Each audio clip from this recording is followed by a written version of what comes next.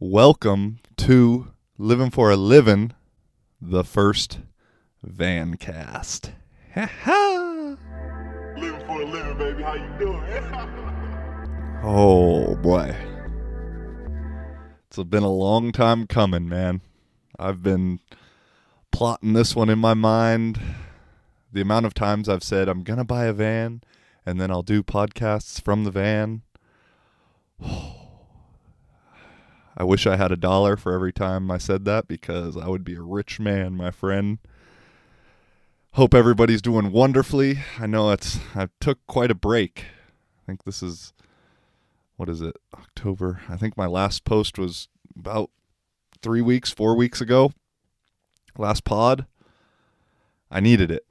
I definitely needed it. Also, because I was doing the build, which we will get to a van tour coming up. But I just needed that time away.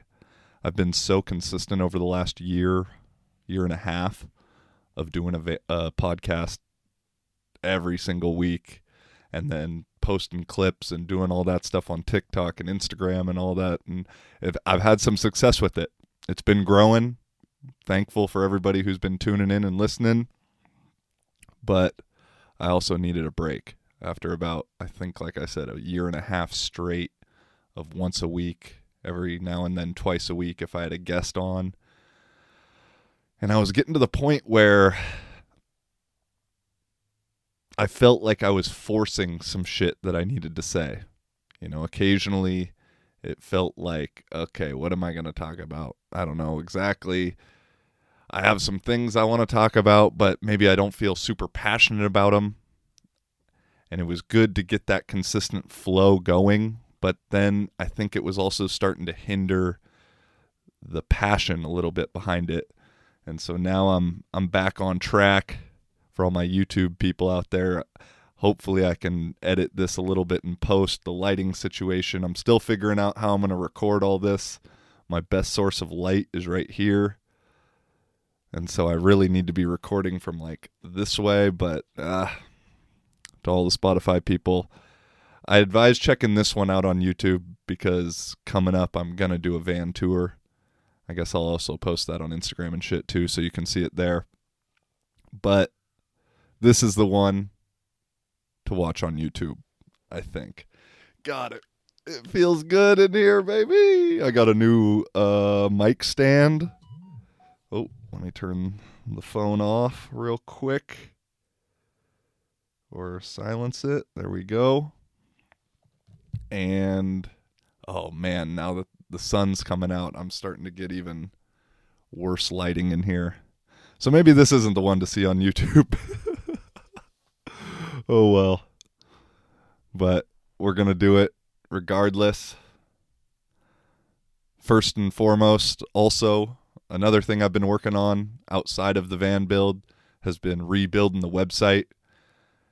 Thank you to everybody who's bought and made a purchase so far. I got quite a few new things up on the website now, including the beanie, logo beanie, some other hoodies, crews. You know, winter is a-coming. I don't know if it's picking it up on the video here, but it's cold in Finland. I can see my breath inside the van right now. And while the winter is a-coming, that means I am a-going. I'm like the opposite of the Wyclef Jean song, I'll be gone till November. Well, I guess if I was talking to someone in Portugal, I'll be gone till November. But my remix would be, I will be gone in November. And that song's kind of ironic. I can't play it because of copyright stuff. But basically, it's about a dude going on drug runs every year and say you can't work a 9 to 5, blah blah blah. And I relate big time. Not exactly the drug run thing, but not being able to work a normal 9 to 5 job, and so living this weird little life that I'm doing. And man, I'm kind of sad to leave Finland right now because I got a good little situation going, but I guess I shouldn't say I'm excited to leave, but I'm excited for the adventure coming up big time. And I will be back in Finland in February.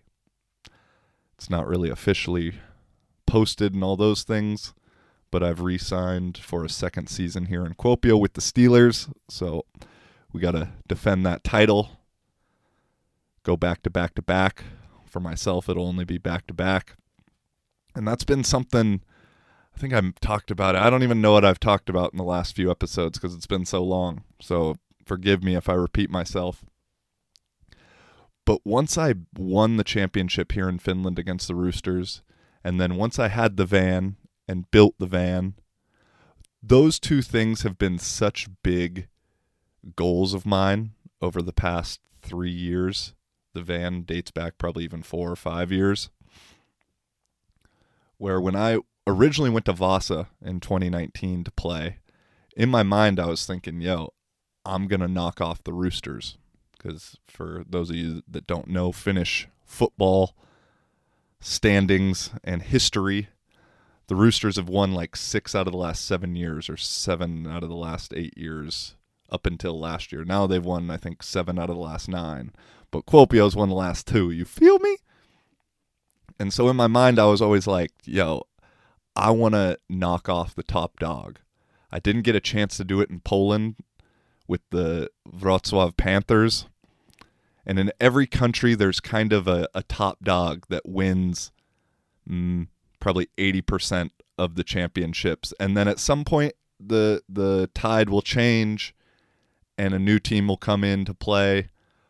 Sometimes not. Sometimes it's only for 1 year, 2 years, whatever. And so in my mind, I knew I wanted to beat the fucking Roosters. And after Kuopio won last season, when I wasn't here, I was almost like, damn, that kind of spoiled my plan. I was supposed to be the one to knock, to win, to make it so the Roosters don't win another championship. And then it was pretty ironic because this past winter, it was like January or February, one of the guys I was talking with on the team, who ended up leaving the team and going and playing in Berlin, we were talking and he said, hey, bro, just so you know, like last year's championship doesn't mean shit to me. And I thought he was just saying it in a way of competitor, I want to win the next championship kind of thing. I go, yeah, no, I feel you, bro. He's like, no, man. He's like, it's not, we didn't beat the Roosters in the championship. It's not the same. And I was like, oh, shit, he's right. He's like, when we beat them this year in the championship, it'll be different. It'll feel different. And so that kind of made me realize, like, oh, shit, the goal is still in place. And so once I accomplished that, and as I said, that's been kind of the football goal of mine. And throughout my career, high school, college, now Europe, I've always kind of had this little goal of like, oh, okay, I'm going to do this. I'm going to do that. I'm going to, win there. I'm going to, whatever it may be, get this amount of money for a contract. Sometimes it didn't always have to do exactly with playing, I'll admit. My second year I returned to Poland. I wanted to win, don't get me wrong. But in my mind, that was like contract year. I was thinking, no, I'm going to have my own apartment. I'm going to get paid this amount, and I'm a ball. And I did. And then we ended up that being my season I've lost the most in. And not necessarily, I don't think it was solely because of that being my mindset. But at the same time, there had to have been something there. You know me, I'm a big believer in visualization, beliefs, all those things, setting goals, accomplishing them. And so you got to be careful and be strategic on what goals you're setting, what's your visualization, what you're believing, what you really want, because ultimately that shit is going to come to fruition. And so getting that, I was like, okay, well, what do I want to do in football now? This was my 7th season in Europe. I've now won 3 championships in 2 different countries, played in another championship in Poland. Like, dude, I've said, I want to be like the Tom Brady of Europe and just win a bunch of championships in multiple different countries. And that's still the goal, but I didn't have something specific set out. And so I kind of for a week or two was like not depressed, but worried or just in my own head thinking, fuck, what's next? And then on the flip side, same thing with the van. It's been such an idea in my mind and such a goal for so long that once I finally got it, I was like, okay, I got it, but now I need to build it. And then I finally built it. I was like, okay, now what? Because I've always been saving in my mind, like, okay, I'm going to buy this van and then build it up. But now I don't have that thing exactly. Well, I didn't have that thing, I should say. So I was like, fuck. I was kind of like a man without a plan.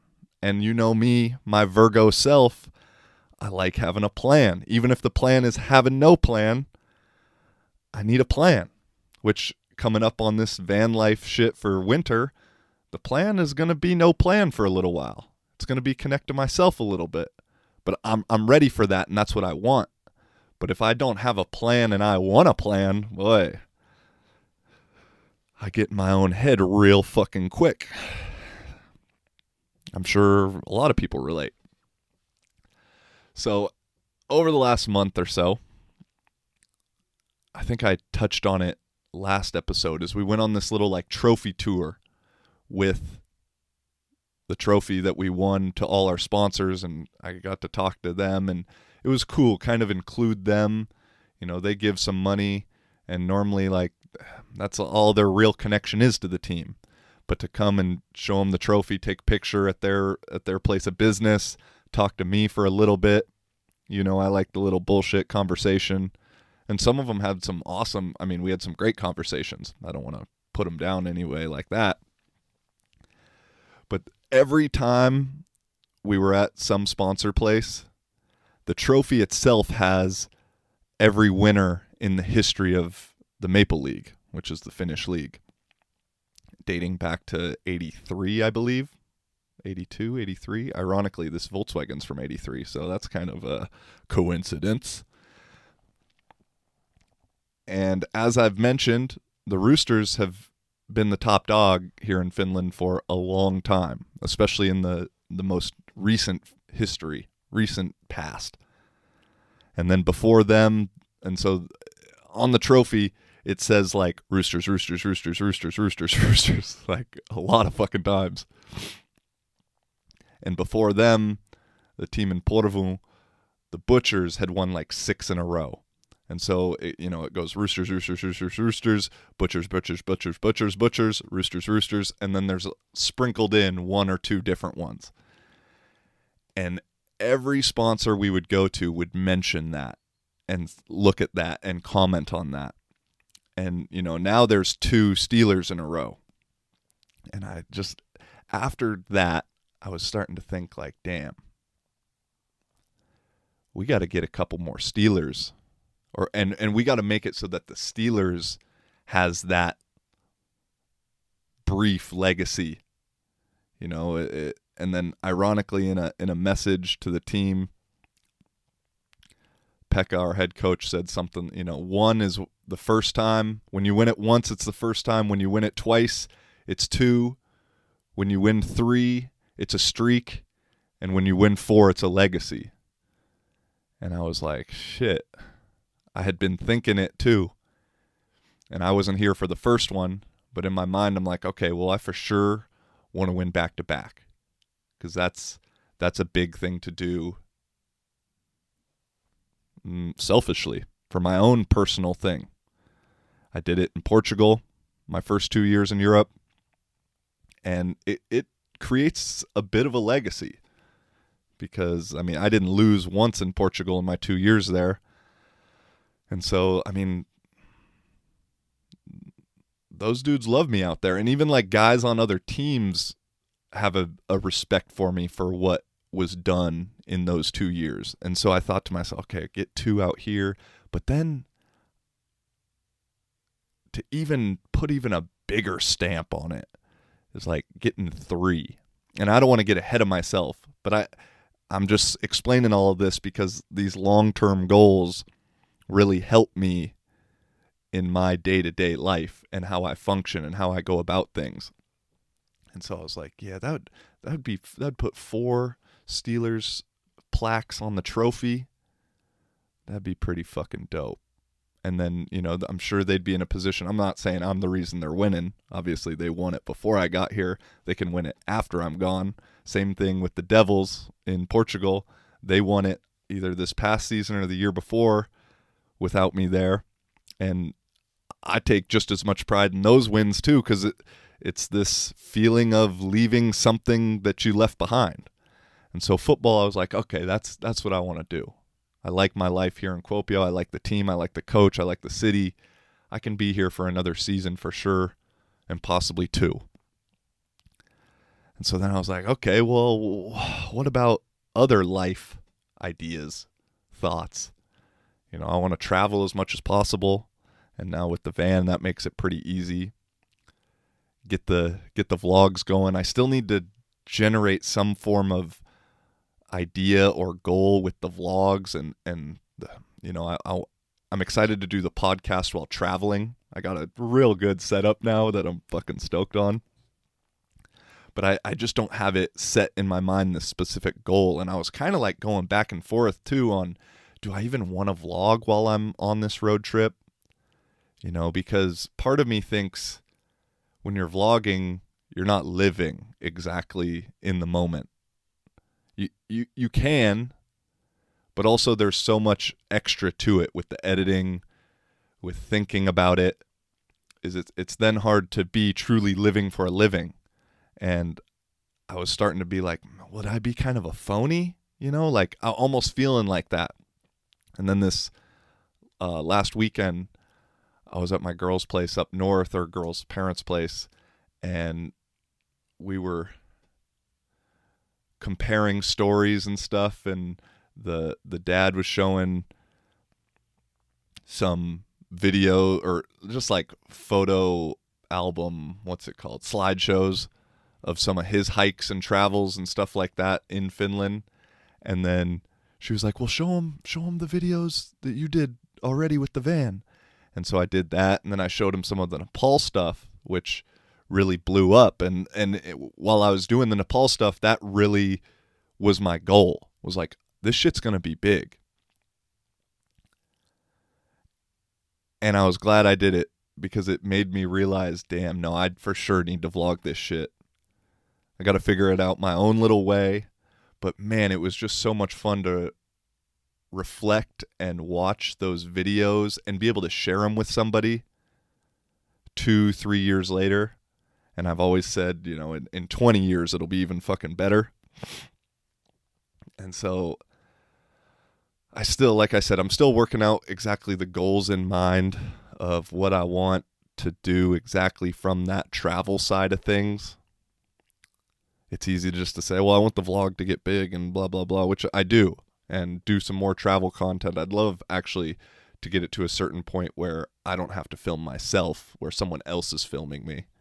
And I kind of have like my own TV show kind of thing. Like inspirations like that are like Nelk and Danny Duncan, not doing all the crazy party prank shit that they do, but just in that same kind of regard where they have somebody that's on staff and on the team to solely film and edit. And so that's kind of where I'm going with that. And then in terms of like purchases, I'm not too big of a materialistic dude, which is like ironic. I realize having this clothing brand now and everything,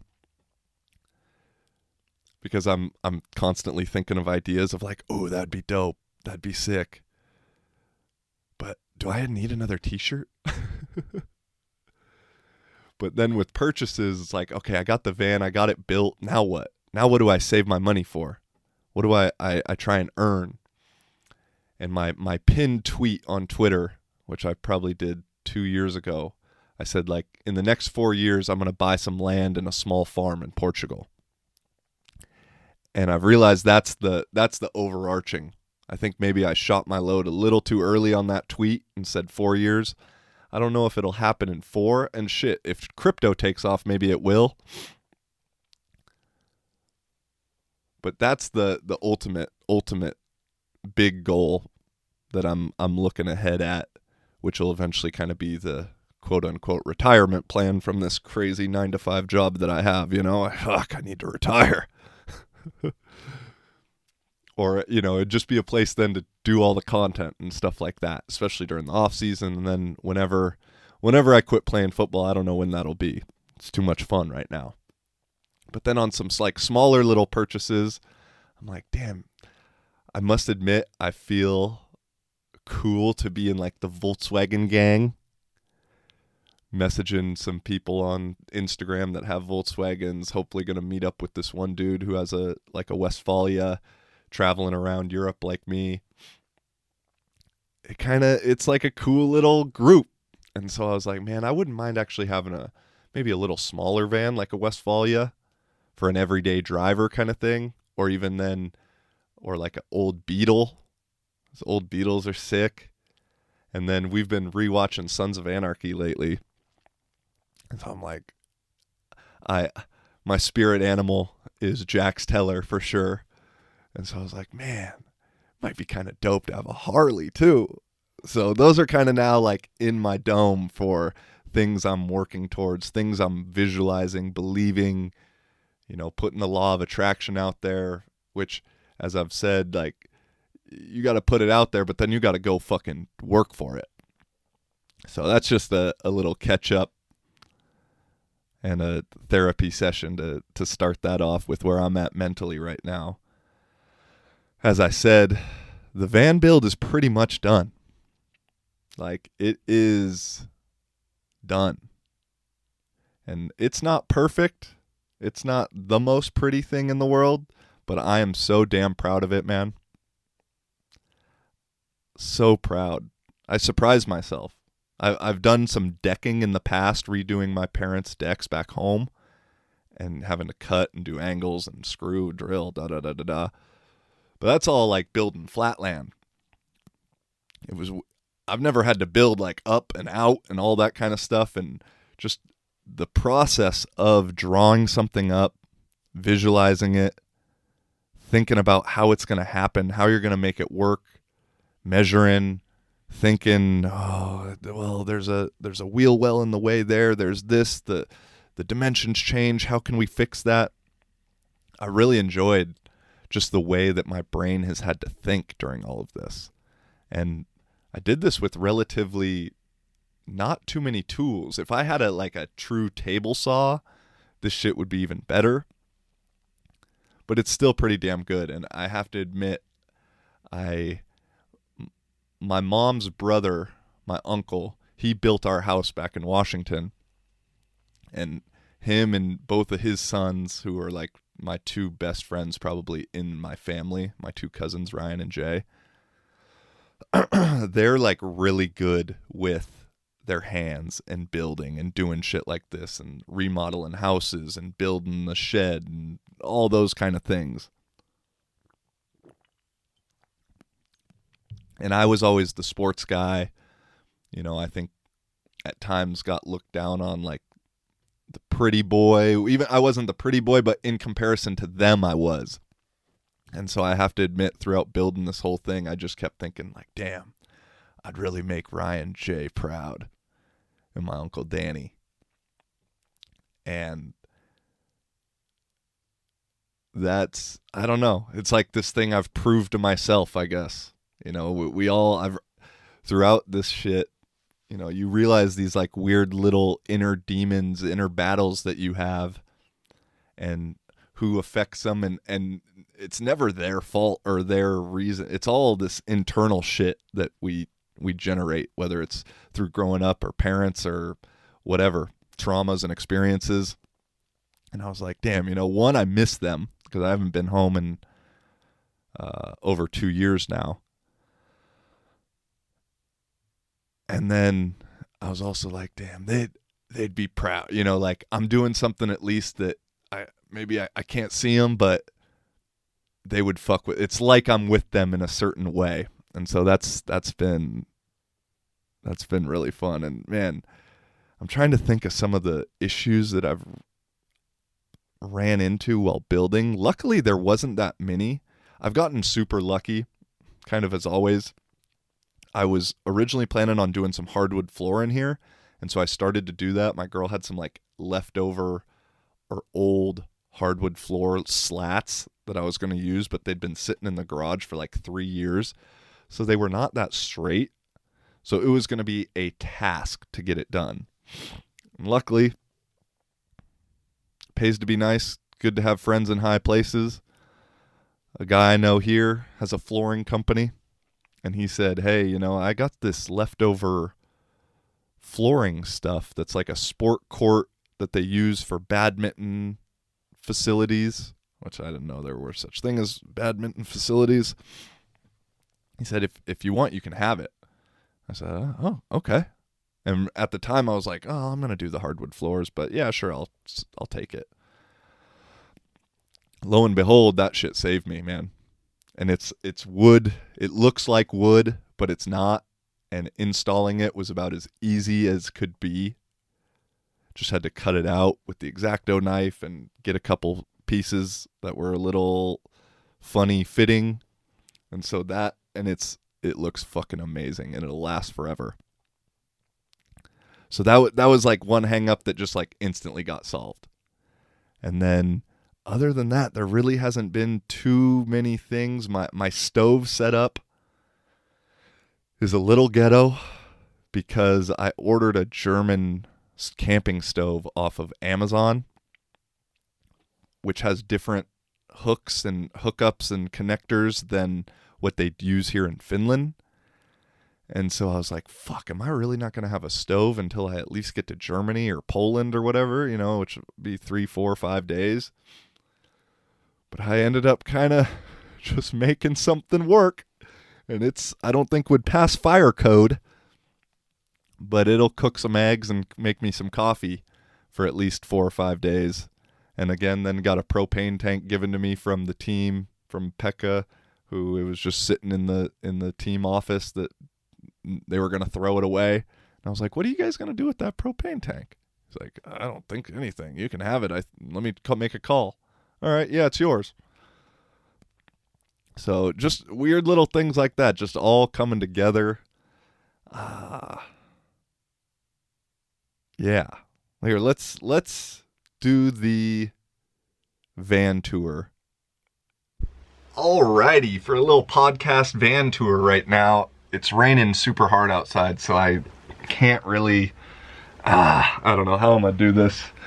The van's small, so I basically just got to do a 360, but I'm going to show you some certain things.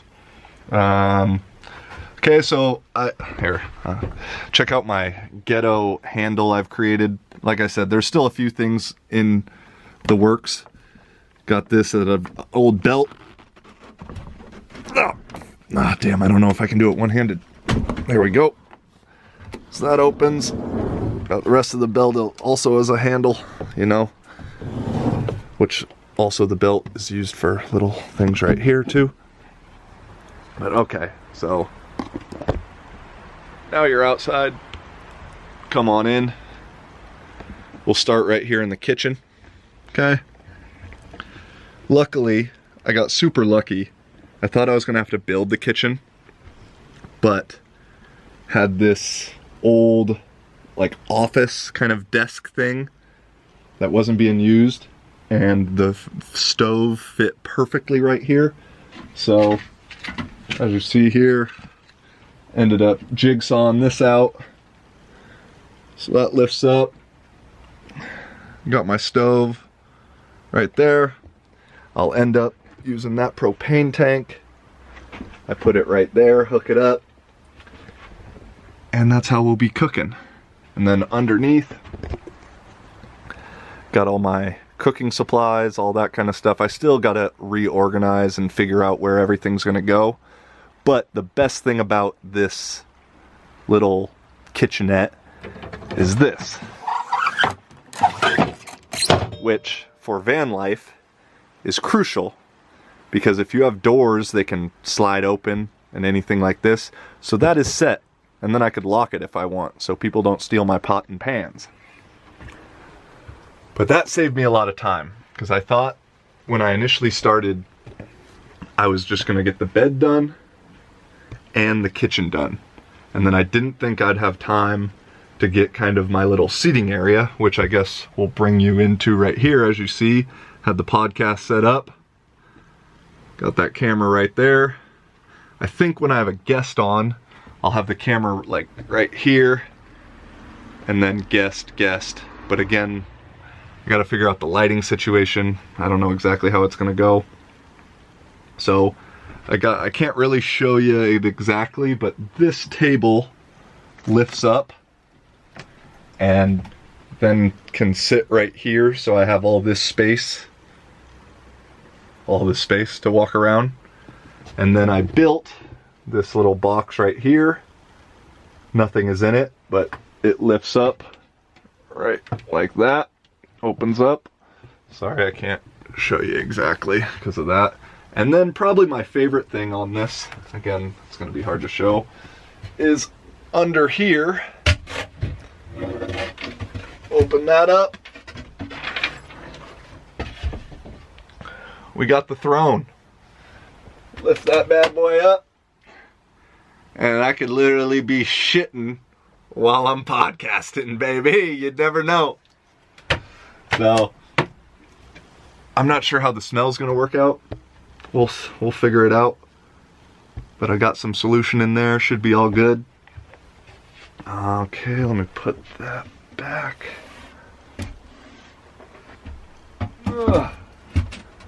Alright, next, couple little things.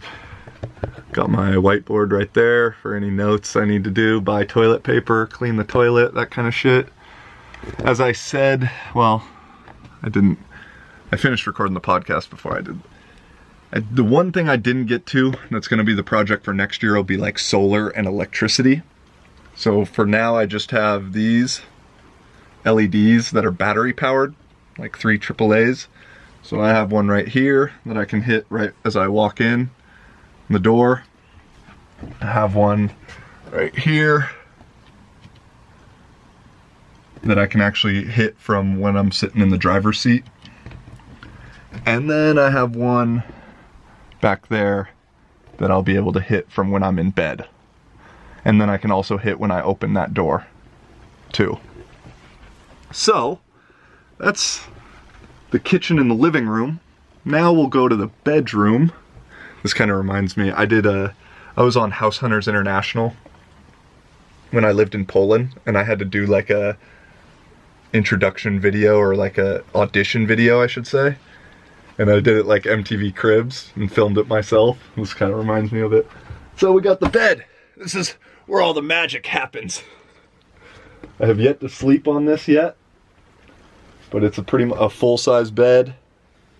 And then the thing I'm probably most proud of is this little side table bed stand with all these drawers here. Again, I have nothing in these right now yet. I haven't figured out what to put in each thing yet. Probably some like lotion will go in that last one. This is a unique thing that I was super proud about for when I'm in cooking mode. This is the one drawer I have filled up too. Got my spices, vitamins, that kind of shit. I don't know, I might move that. This is the one drawer that actually looks organized. But I have this little thing that comes out. And then you look up, got these chains. I unhook this chain.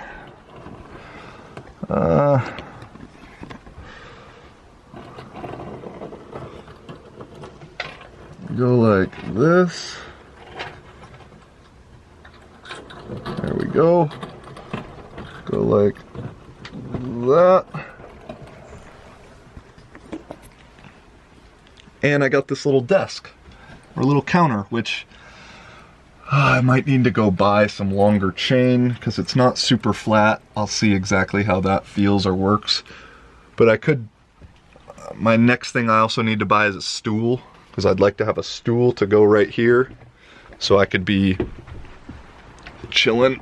I could eat breakfast, eat dinner, do some work, do some writing, maybe do a podcast right here. Who knows?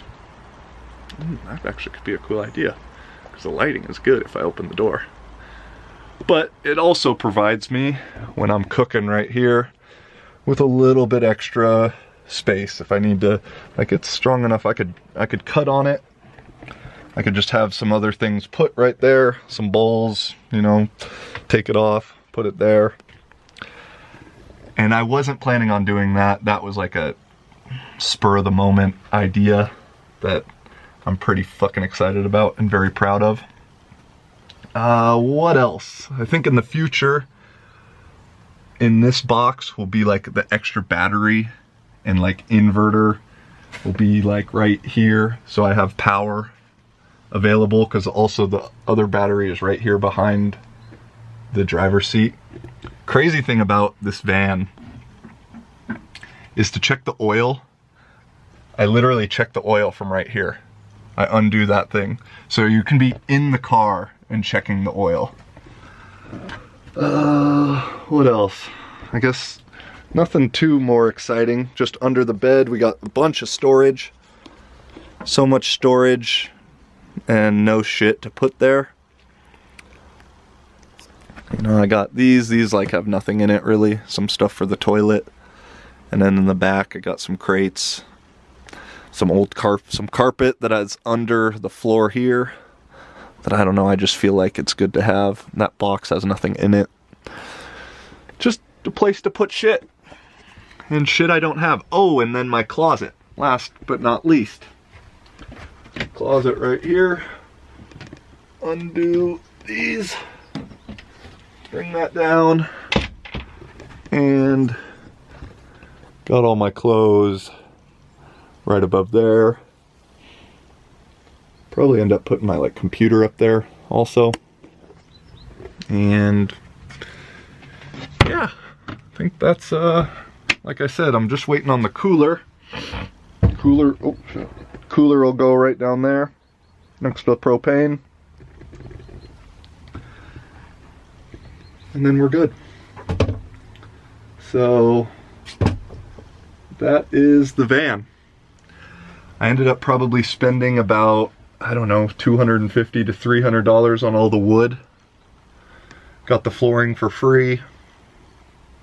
Yeah, probably after chains and hinges and everything, yeah, probably $350. Thing I use, like these little handles right here. I bought a belt at Goodwill for €4 and made it into 5 or 6 different handles.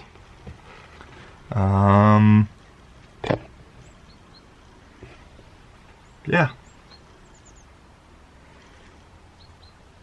I don't know if I haven't done anything to the front seats yet. So that's about it. Oh, then I got the curtains too. So we can do the same in the back. And that's all she wrote. Back to the podcast. So yeah, that's the van. That's mi casa for the next few months. And I'm pretty damn excited. It's so cool now to be able to sit in the driver's seat, turn the keys off, and then just come into the back. Got my bench seat. You know, I got everything, as you saw. So I think for the plan, the no plan, I'll be leaving here and live in Kuopio in the next couple days. I had to wait for a cooler to get here. I had to order one. I thought I could just go buy a nice cooler at the store. But little did my dumbass realize, buying a cooler right before winter in Finland, when the outside is a cooler, is pretty damn difficult. So I went into a couple different stores and said, hey, you guys got any coolers? I saw you had them online. They're like, no. Why do you need a cooler? You know, looking at me like I'm crazy. And so I ended up splurging a little bit. The one thing I don't have set up in here is electricity. So I got LED lights, battery powered ones. And So I wasn't going to be able to get a true fridge. So I splurged a little bit. I got a Yeti cooler. That probably cost the same amount as all the wood that I bought in order to build the entire van. But I figure you buy that once and you're good forever with it. So I'm waiting on that to come. As soon as that comes, it's going to be here either tomorrow or Wednesday. It's Monday right now, October 18th. And so then once that comes, I'll be heading off. And then I'll go down south to Helsinki. Got to store my winter tires down there at a friend of friends. Good to have friends in high places, like I said. Then I'll take the ferry from there to Estonia. Because it's getting pretty cold, I don't really plan on staying too long in Estonia, Latvia, or Lithuania. Just going to be kind of driving through those, not taking too many adventures, although maybe something will come up and I will. Even though northern Poland's going to be cold as well, but at least there I have homies that I can stay at, and I have some places I can go in Poland and know my surroundings a little bit better. So then be in Poland for a few days, then go on down to Czech Republic, where I used to play and live before I moved. I moved away from Czech Republic about a year ago. Crazy how time flies. What's happened in a fucking year, huh? And then from there, I'm not exactly sure what I'm going to do. I think I'll just go through like southern Germany, especially with the Volkswagen being the German car. And hopefully the one thing I still need in the van is that handle for the door. And so maybe, I don't know, put it out there, find an old LT31 that is in the junkyard and still has a door handle that I could steal or buy. And then from there, down through France, Spain, and then to Portugal. But pretty much after Czech Republic, I don't really have much of a plan. I'm going to kind of freestyle it, see how it goes. Got a couple friends that would be detours off the straightest and quickest path. So it'll depend on weather, depend on how I'm feeling, etc. And we'll see where we go from there. But please follow along on Instagram. I'm going to try and post some shit on TikTok, but I get banned from posting on TikTok like every week from videos like 6 months old. I haven't posted anything new and controversial in 3 months yet. They go back and flag some old videos that are, I don't know. We're losing freedom of speech in the world if we haven't lost it already. Apps like YouTube and TikTok and all those things, they don't technically take away your freedom of speech. But then if you violate something, you can get banned or demonetized or whatever. And and I guess in some cases I can understand it. But overall, it's just not a good thing, I don't think, when the corporations and these major companies are controlling what is allowed and what isn't, because there's money involved.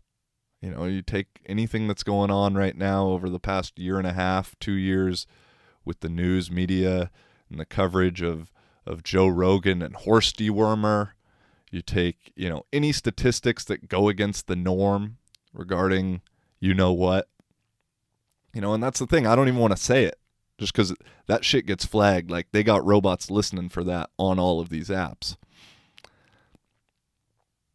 And it's just sad. I don't know. I guess you just got to play smarter and understand it. And that's okay. I'll do it. But at the same time, it's just kind of sad. Just a little bit sad. All right. I'm going to interrupt. As I said, I redid the website. Well, not completely. I redid the website. There's a bunch of new products on there, including the beanies. It's getting warm. A new Mind Over Matter line. which I kind of stole from H&M, to be honest, although Mind Over Matter has been a thing my dad's always told me throughout my life. And H&M had something along those lines, but it was stupid looking. And from what I hear, H&M steals from small creators constantly and doesn't give them any credit. So it's time they got stolen from themselves. Although I didn't actually. I guess we're always stealing everything from everybody. Art, there's very little things as original art. So we got that. Got a few other tie-dye kind of stuff. What else to throw in there? I'm doing a collaboration now with two of my one team here in Kuopio, the Steelers, and then the Lisbon team. We're going to have Lisbon Devils and Kuopio Steelers snapbacks that are made by Living for a Living. One little idea I kind of have with the brand is to kind of branch it out and make it this hierarchy. I don't know how to describe it. Higher, top level kind of brand, and then either partner with teams for like hats. It would be cool to be like the new era of European American football or just other things in Europe. And then on the flip side, if there's other creators or other artists that maybe don't have the funds and don't want to create a website and then would like to partner to have their stuff on my website with, like a band or something that's this band stuff by Living for a Living, like little collabs kind of thing. That's something I see in the future. So I got those on there. This is the longest ad read ever. And it's getting to the point where if you have a business, even if you don't have a business, like you need a website. You know what I'm saying? Like at this point, that's where half the world is. I mean, that's where all the fucking sensitive Sallys are, and all the people who get offended by fucking everything is on the internet. But a lot of people are doing a lot of business on the internet. So at this point, like, if you don't have a website, what the fuck are you doing? So if you are looking for a website, highly suggest my guy, Mati, with Orion M&C. He put together my thing. He does his thing. Super fast with all the updates and that kind of stuff. Tell him I sent you. Go to www.orionmc.fi to learn more. Because you need a website at this point. At some point in the near future, conspiracy theory, you're not going to be able to leave your fucking house. So you better have some real estate on the internet, because that's the only place you're going to be allowed to go. So, get that. Check that out. I'm super glad that I finally got the website rolling. It just creates a legitimacy? Legitimacy? Is that a word? For what you're doing. I'll admit, I like to say, no, you got to go check out the website. It's pretty fun. And it's a fun thing for me to tinker with. I like all that tech stuff. So, yeah, go do yourself a favor. Get a fucking website.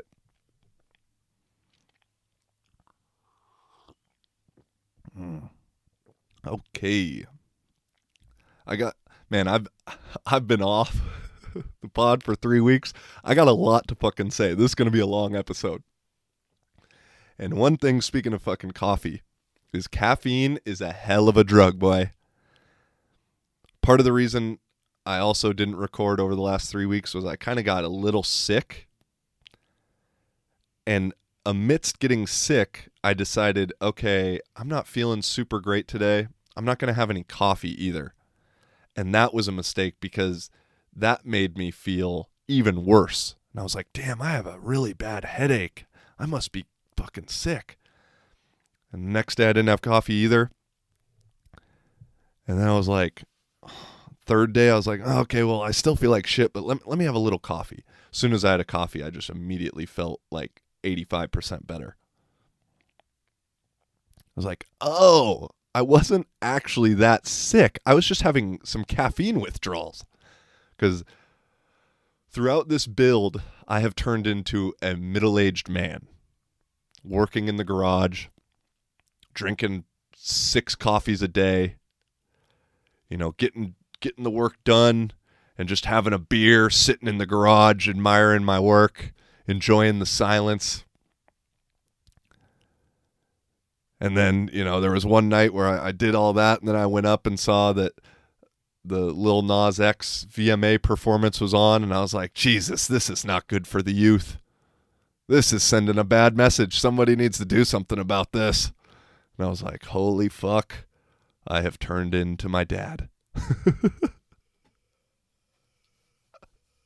But it's kind of true. Kind of true.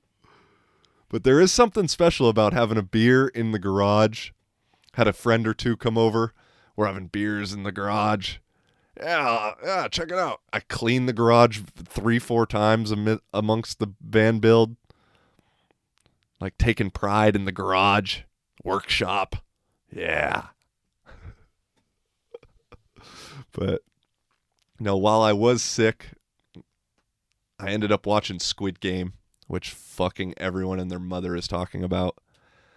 And I have to say it was all right. It was kind of boring in one way, because you kind of knew what was going to happen, more or less. I guess in all movies, TV shows, you kind of know what's going to happen. Squid Game was like that, but the thing that was cool about it was just the uniqueness of everything. And for those that haven't seen it, it's basically like Hunger Games, Saw, and I forget what that one movie is where there's like food on an elevator and it like goes down like 300 floors and you get to eat whatever. Kind of like a combination of all those three movies. And I binged it real quick. I watched the 8 episodes in like 2 or 3 days while I wasn't feeling very good. Kind of nice. I try not to watch too much shit like that or anything. And it's some definite predictive programming without a doubt, because that's probably where we're headed by 2084 or 2043, 1984, 2084, yeah. Like, that wouldn't surprise me at all if that's where we're going. But I try not to consume that kind of shit too much, although now we have a nice little thing going where we watch an episode or 2 of Sons of Anarchy a night, but that's after I've done all my shit. So it's just a nice little bit of a decompression. In the past, I guess, or I feel like it's bad to constantly consume that shit if you're not really doing anything else. But who am I to judge? That's just my own thing. But it was nice to just kind of relax and not worry about editing, which is just constantly on my mind. Not worrying about the build, which has taken over my mind as of late. But I think it's good to watch that kind of shit as long as you keep your mind intact and look for things that they're trying to get you with. I said it back, I think my last binge, that kind of thing was Sweet Tooth. And Sweet Tooth is just way too similar to what's going on right now with the pandemic and the sick and hybrids and blah, blah, blah, and different variants. And so that's also probably some predictive programming. There's going to be kids with antlers in the next 10 years, I bet.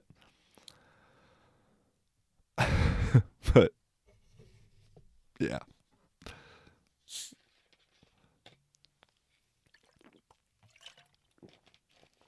The one thing, kind of getting back on censorship and shit like that, during one point of the build, Instagram and Facebook went down and WhatsApp went down for the day.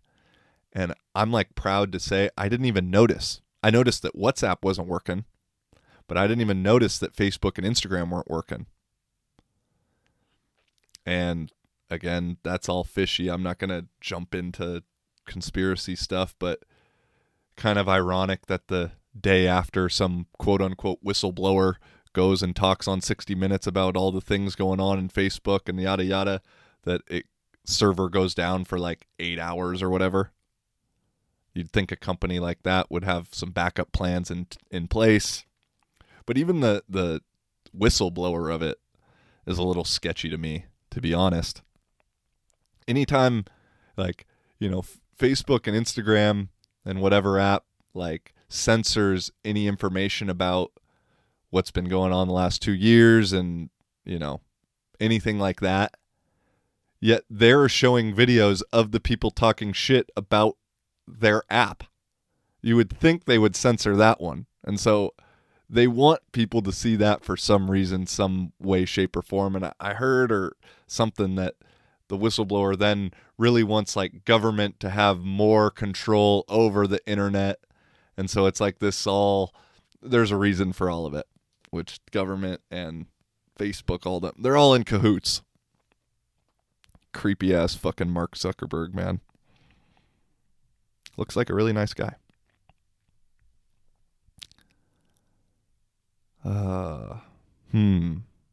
Where do I go, man? I'm 45 minutes in. I got quite a few things.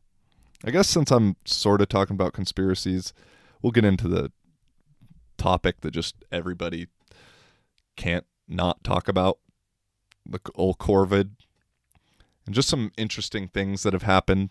You know, I think in Scandinavia right now, life is relatively back to normal. I know Denmark, Norway, Sweden have all lifted all restrictions. Finland were, I think, basically there as well. They just don't announce it. And from what all the Finnish people tell me is Finland's always the last one of Scandinavia to react to that kind of stuff. They kind of wait and see what everybody else does and, oh, okay, we'll do that too then.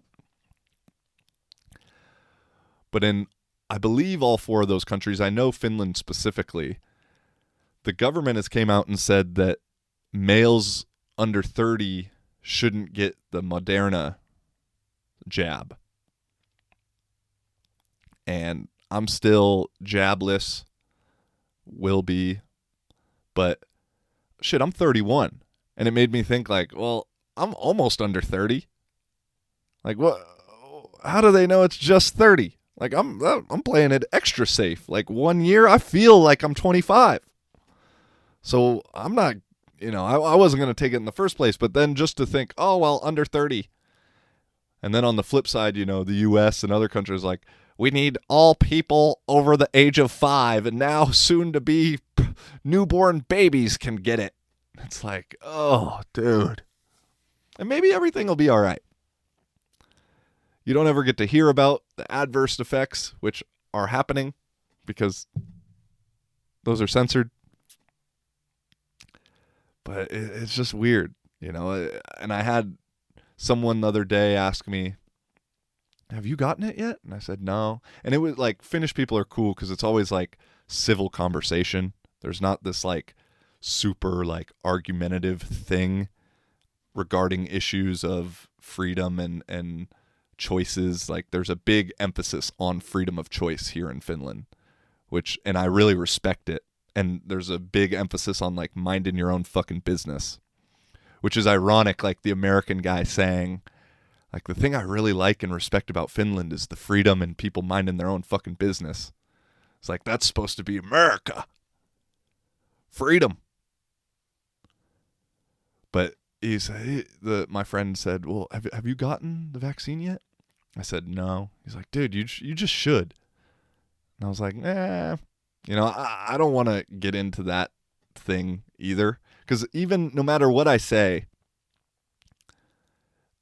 I feel that it'll come off like saying, well, you're dumb for getting it. And I don't feel that. I truly don't. But I know it's a tough way to get interpreted. And people get a little defensive even if they don't want to. It's just natural. So I said, no, I think I'll still wait. And he's like, man, you just should. It'll just make everything so much easier. And I'm thinking to myself, that is literally the last reason I want to get a quote-unquote health problem-related shot. Like, yeah, if it was like just you need to change your address because it'll make things so much easier. Yeah, for sure. I agree. And I actually recently just changed my address. Made things a lot easier. But that's like making things easier. When you're talking about, oh no, just get the shot because it'll just make life easier. It's like, what? Like that's the biggest problem I have with all this shit for the most part. One, the weird coercion and like blatant pushing of the agenda on everybody and obvious coercion, bribery, all those kind of things. But also like with the vax and the vax pass, pretty much everyone's argument that you hear is it'll just make things so much easier and it'll get us back to normal so much faster. You know, the amount of people who I know who have taken it, who didn't really want to take it, but had to, whether it be for work or, you know, they said, well, I travel a lot, so I don't want to have to deal with all the shots and or all the tests. So it's just going to make things easier. Out of everybody I've heard talk about it, not one person ever fucking says, well, I needed to get it for health because this virus is so dangerous and deadly. And my common sense thinks, and maybe I'm not common, and maybe I'm wrong, if we're truly in this pandemic, and the reason then to get the thing to supposedly end it isn't actually health related, but just ease of life related, that raises a fucking red flag. And then on the flip side too, regarding the Vax Pass, people say, it'll just get us back to normal. I'm like, motherfucker, do you realize that 2 years ago we weren't showing papers to get into a cafe? I don't know what crazy world, delusional world you're living in, but that is not normal. That has never been normal. If it is, then mid-century Germany was way ahead of their time. They were normal. Oh, that's overreacting. That could never happen. No. Okay. I'm sure that's exactly what somebody in 1940 said too. That could never happen. They're not doing that. Could never. They can't get away with that. Obviously, much easier to get away with it then, but shit. With the way going looping back to censorship and all that kind of shit, fake news, yada yada, whatever you want to call it, it might be even easier now because you can hide it and then you can put out even more fake shit to lead people down a different path.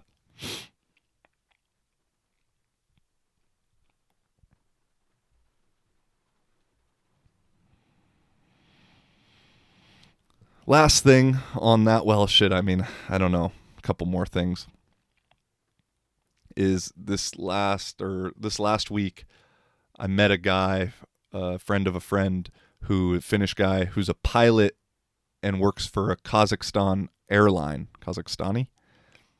So he lives most of the year there. He was just back visiting Finland for a couple weeks before he had to go back to work.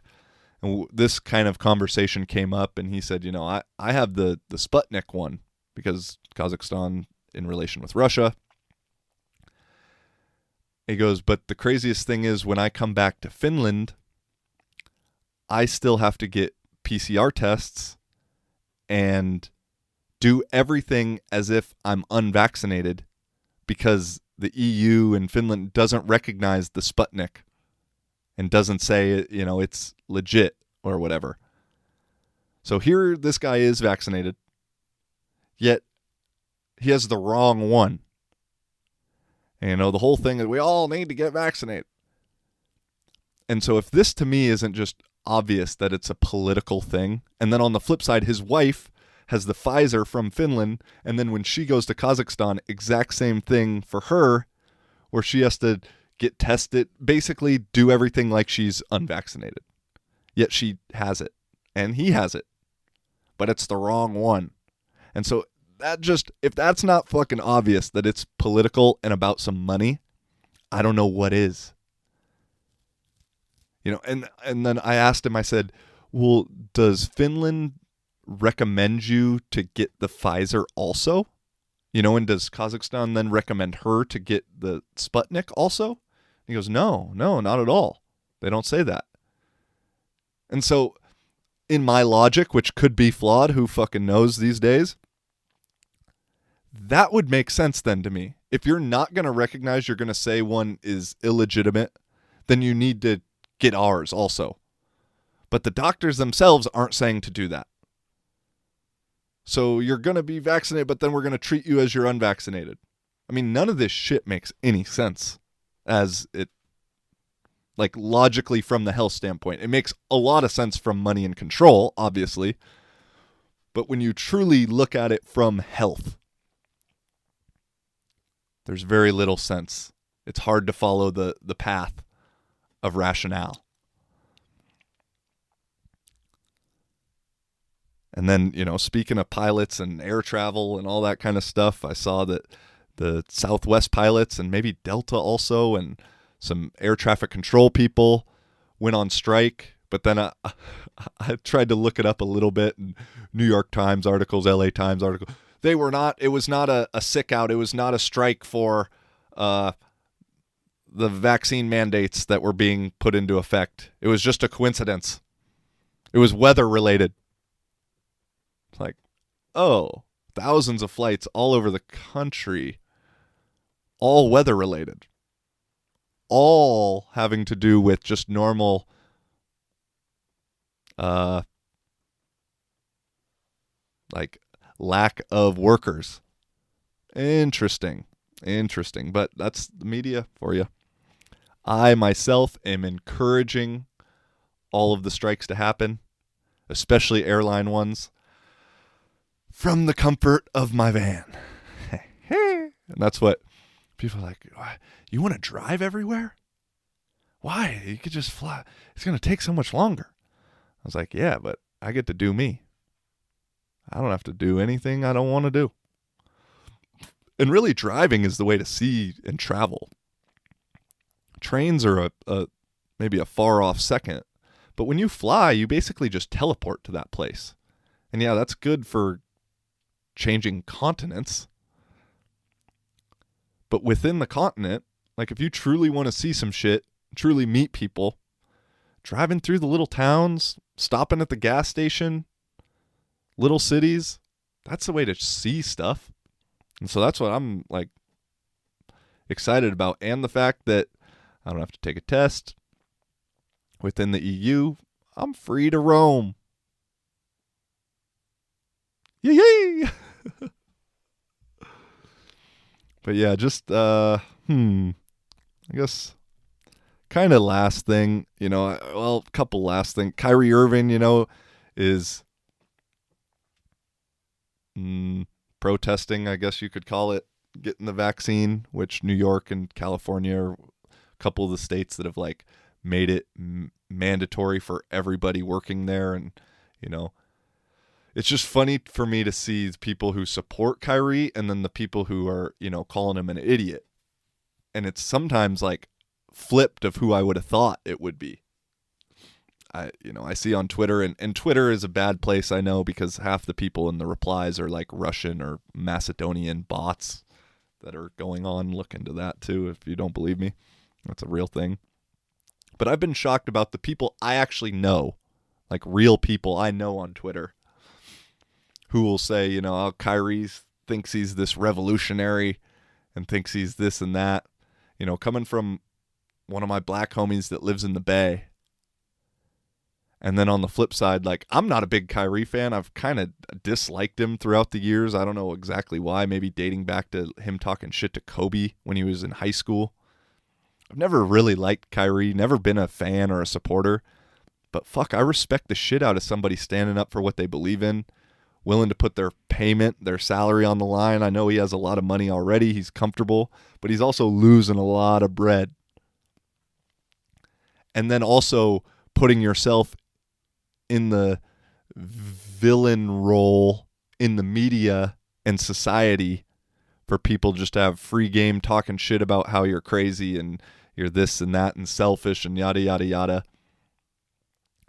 And so, but then on the flip side, I'll see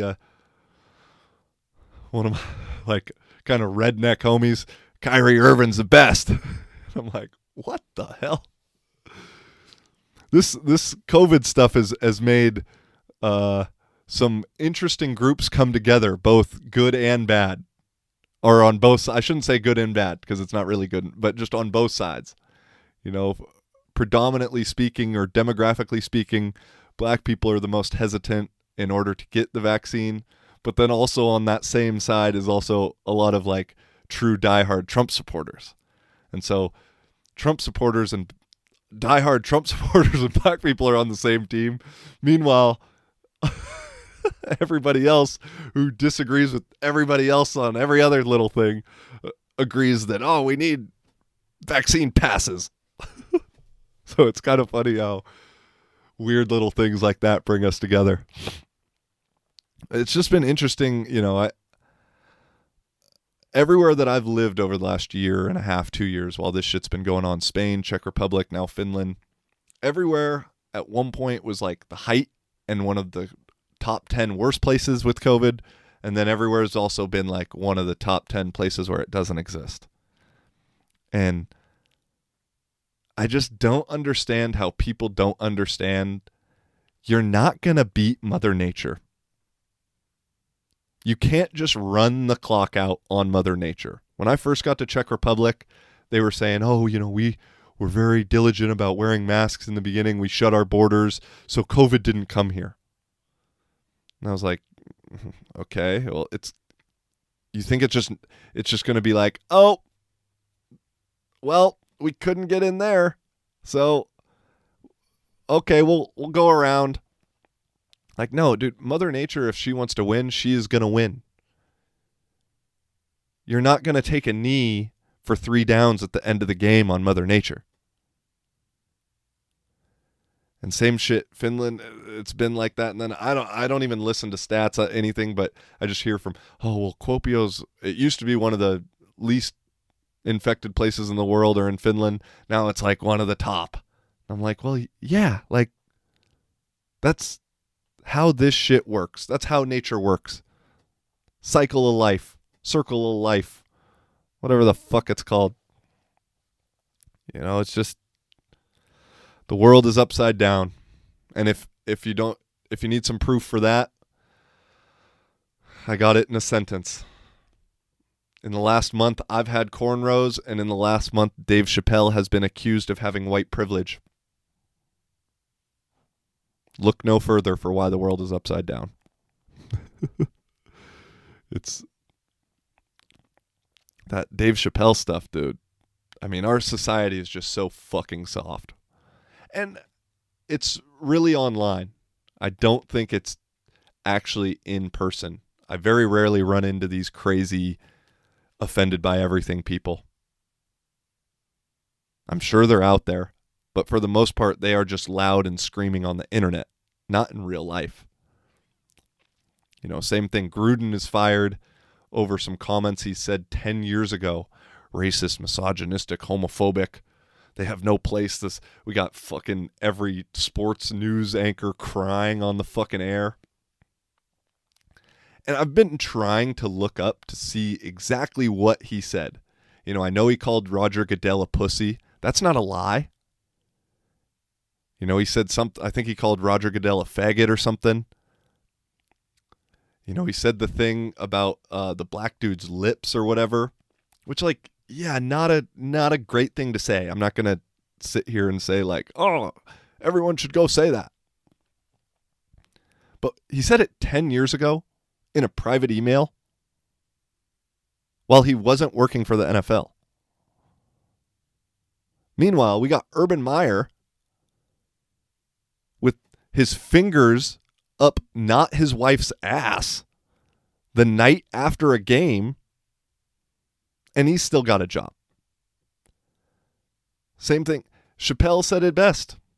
You can literally kill a man, but you better not hurt a gay person's feelings.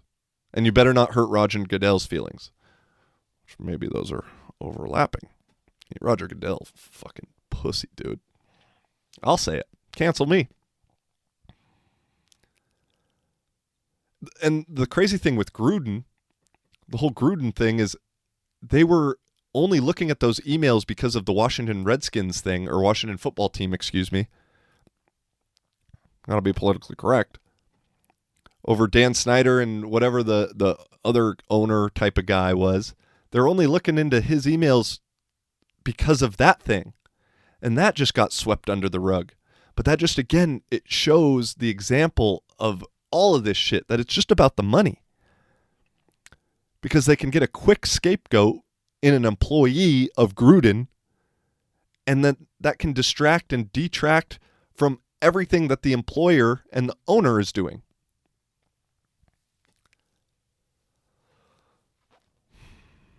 You know, it's and then the problem with both the narratives, from the trans people being mad at Dave Chappelle over some of the things, which, like, if you watch it, he literally talks about having a trans friend and yada, yeah. But with Chappelle, it's about the trans. With Gruden, it's kind of about the gays, mainly, is from what I interpreted it. Is it then creates this stereotype that all trans and all gays are these oversensitive, over-offended people. And that's not true either. You know, I'm sure there's some trans people that fucking love Dave Chappelle. I'm sure there's some gay people that aren't really that offended by what Gruden said 10 years ago and don't really care that much. I'm sure that exists. But what the media then does with this narrative is it creates this thing that's another stereotype, and we all hate stereotypes, according to the media, that, oh, all trans are super emotional and overly offended by any joke about them. And all gays that you can't... It's like, no, dude, that's not how it is. And so all that narrative then does is further divide the two groups that are already, like, entrenched in their place. You know, the true, like, offended by everything people, and the true, like, hateful people. And it just creates even more lack of understanding. And that's the only way to close a divide, is understanding. I can tell you firsthand, and I know some of these things are anecdotal and not statistical and da-da-da, but fuck, you can make stats look any way, shape, and form nowadays. But regarding, like, the gay thing, I was working for Uniqlo 5-6 years ago, which almost made me want to kill myself at one point. But we ended up going down to San Francisco for a business trip kind of thing. And the guy that I shared a room with, one of my coworkers, was a gay black dude from New York. And at this time was the Republican national debate stuff going on, like with Trump and whoever the hell was also running against Trump on the Republican platform. We sat in our hotel room and, you know, flipping through channels, and he suggested, "Hey, you want to watch that?" I said, "Yeah." You know, I mean, like, me being ignorant and assuming both two demographics that I said, I was like, I figured he wouldn't want to watch that. And I was like, "Yeah, sure, we can watch that." And so we watched it and, you know, have discussion while it's going on. And I mean, I don't remember specific examples and shit like that, but just the thing that it made me realize in that moment was, like, that I was being ignorant, because he didn't fall into this narrative and this stereotype of overly offended and this and that. He's like, "Yeah, I agree with a lot of this, with what this dude says." And, like, so-and-so Hillary, you know, like, talking shit about Hillary. And it's just like, oh, you know, I just say that to give a little bit of self-evidence for what I'm saying about this, like, stereotyping thing that's being created with this narrative that's happening in the media right now.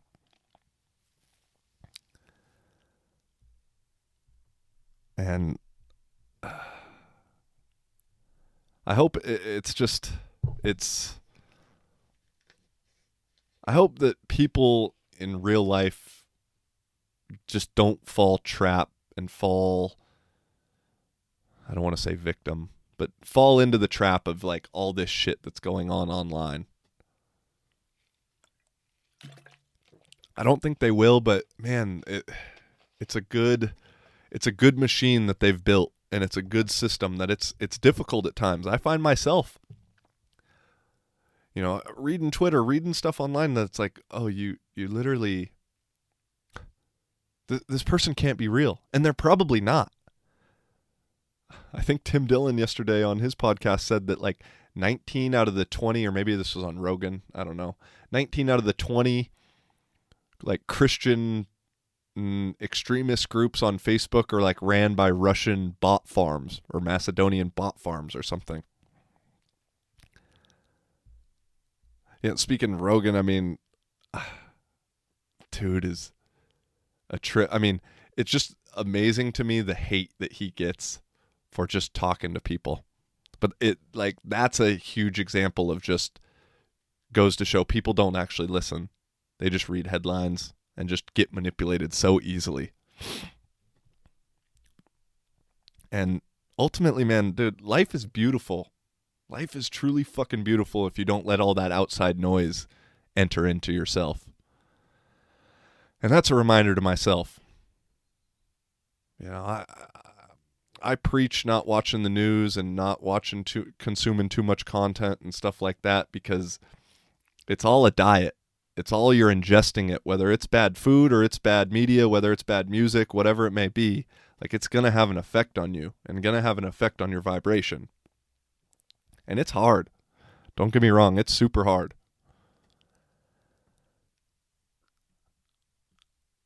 And then if you do, just to be mindful with, I don't need to shut the fuck up. I don't need to give any advice or anything like that. I think if you're watching me at this point at a minute or an hour and 13 minutes in, then you probably agree, and I'm preaching to the choir. And I appreciate you. Let me scroll through here.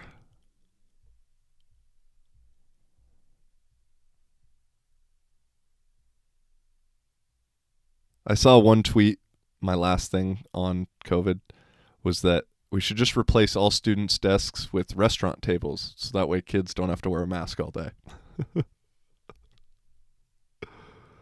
Okay, changing topics is maybe 3 weeks ago, there was a grand opening for a bar here in Kuopio called Law School, and it's pretty dope. They got like a theme, kind of like 90s MTV, when MTV was legit and played music videos and didn't just have talking heads arguing with each other constantly. They had like a grand opening party, and I've meandered my way into a circle here, and so I ended up having a table at this place, and there was like, I guess there's no way for me to say this without sounding like I'm bragging, so I'm just gonna fucking say it. But it was funny because, there's a lot of kind of like who's who people of the Kuopio party scene. And I realized like, shit, I'm kind of a part of this. And I've never been a part of any party scene. And then like when I was talking to the guy about having the table there, I figured, there was going to be a bunch of people with tables. And then it turns out I'm the only one with the table. And so I got to look really fucking cool, is what I'm saying. But no, that bar, Law School, I'm excited for when I come back in February, because that's going to be the spot. I don't know if Kuopio is ready for it, because they actually play some good music. Play a little hip-hop, play a little 90s, a little R&B, some stuff with an actual beat. You go to Aptekari, most of the time there, it's just noise coming out of the speakers. But it's got that like underground club feel to it.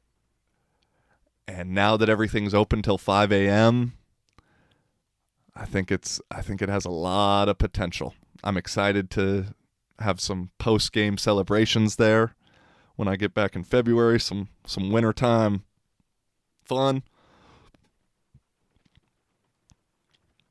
I mean, and to be honest, you can play any music after 11:30 p.m. in Finland because everyone's drunk as fuck by then. And so they'll pretty much dance to silence as long as there's somewhat of a beat.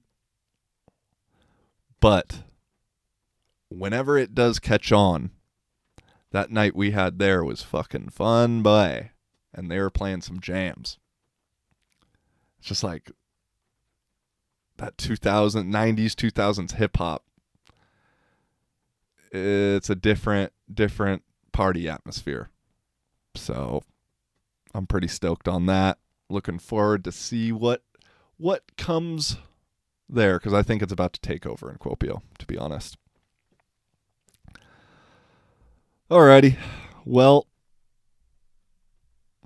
hour 20, hour 17, chop it down. Hour 10 at least. Like I said, I had a lot to say. The first Vancast is now over. Thank you for everybody for supporting. Looking forward to continuing doing this. Maybe next time it'll be good weather. I can do it outside the van. Who knows? With some nice scenery behind me. Who knows? We'll figure it out. Until next time. Peace and much love. Holla.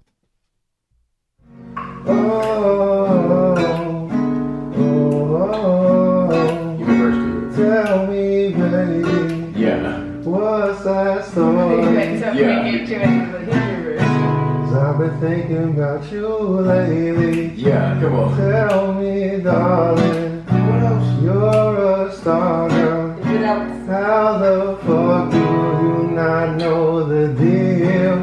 What else? I've been thinking about you lately. And what else? Got me going crazy. What else? Playing for you, baby. Listen up, listen up. Got me thinking about you, baby. And it's happening all the time. So I'm playing for you, darling. Now listen up, listen up. Listen up.